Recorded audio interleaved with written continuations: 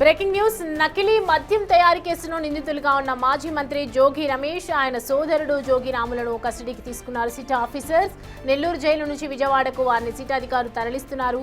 సాయంత్రానికి విజయవాడకు జోగి సోదరులు చేరుకోబోతున్నారు. గత 25 రోజులుగా జోగి బ్రదర్స్ నెల్లూరు సబ్ జైల్లో ఉన్నారు. వీరిని కస్టడీకి తీసుకుని నకిలీ మద్యం తయారీకి సంబంధించి కీలక విషయాలు విచారించాల్సిన అవసరం ఉందని కోర్టులో అధికారులు కస్టడీ పిటిషన్ దాఖలు చేయడంతో న్యాయస్థానం పర్మిషన్ ఇచ్చింది.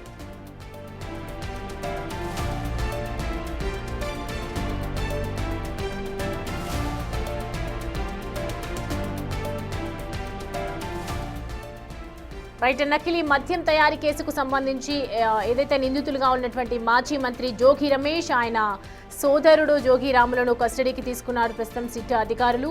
నెల్లూరు జైలు నుంచి ఇటు విజయవాడకు వారిని సిట్ అధికారులు తరలిస్తున్నారు. దానికి సంబంధించిన విజువల్స్ మనం చూడొచ్చు. సాయంత్రానికి విజయవాడకు జోగి సోదరులు చేరుకోనున్నారు.